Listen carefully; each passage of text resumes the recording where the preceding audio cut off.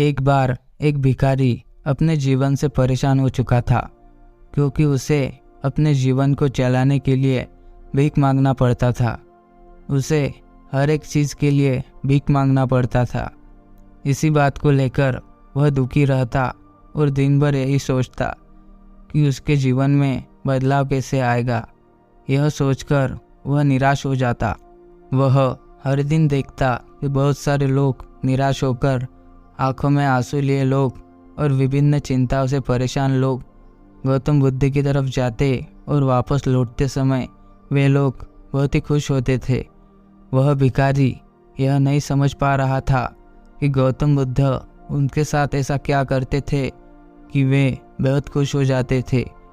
वापस लौटते हुए लोगों के हाथों में ना तो ढेर सारे पैसे होते थे, ना ही सोना चांदी। तो फिर ऐसा क्या होता था कि लोग बुद्ध के पास से लौटते वक्त इतना खुश होते थे।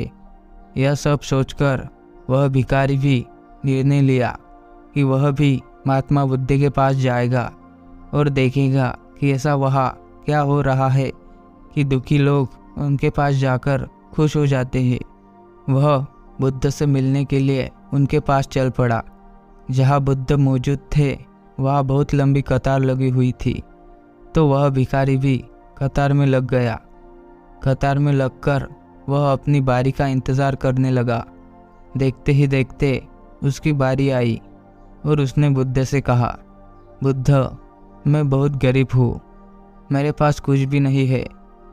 मुझे अपना जीवन चलाने के लिए दूसरे से भीख मांगनी पड़ती है। अब आप ही बताइए कि मैं अपने जीवन को कैसे बेहतर कर सकूं। यह सब सुनकर बुद्ध ने कहा, तुम गरीब नहीं हो, तुम्हें ऐसा लगता है क्योंकि आज तक कभी तुमने किसी के लिए कुछ भी नहीं किया, ना ही तुमने कभी किसी को दान दिया, ना ही तुमने दूसरों के लिए कुछ किया। यह सब सुनकर भिखारी के मन में एक आशंका जाग उठी। अपनी आशंका को दूर करने के लिए भिखारी ने पूछा, मैं तो एक भिखारी हूँ, मैं लोगों को दान कैसे दे सकता हूँ और कैसे लोगों की सहायता कर सकता हूँ। मुझे तो खुद अपना जीवन चलाने के लिए दूसरों से मांगना पड़ता है। यह सब सुनने के बाद गौतम बुद्ध थोड़ी देर चुप रहे और फिर उसे बोले, तुम्हारे पास हाथ है जिससे तुम लोगों की सेवा में लगा सकते हो और दूसरों का भला कर सकते हो। इसके अलावा तुम्हारे पास मुंह है जिससे तुम लोगों से अच्छी अच्छी बातें कर सकते हो और दूसरों का हौसला बढ़ा सकते हो। यह सब करके तुम दूसरों की सहायता कर सकते हो।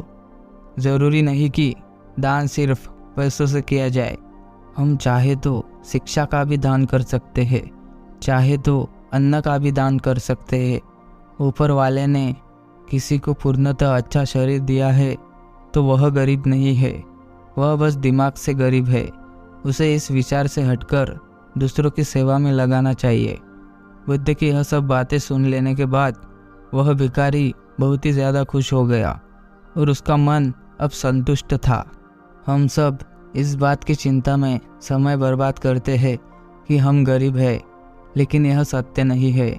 सत्य तो यह है कि जब तक हमारा शरीर पूरी तरह से बेहतर है तो हम उसका उपयोग करके आगे बढ़ सकते हैं और खुद के जीवन को बेहतर बना सकते हैं।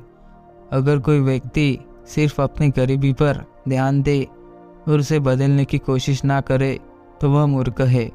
इसके अलावा हमें इस कहानी से यह भी सीख मिलती है कि दान सिर्फ धन का नहीं, शिक्षा, भोजन, अच्छे विचार आदि का भी किया जाना ज़रूरी है।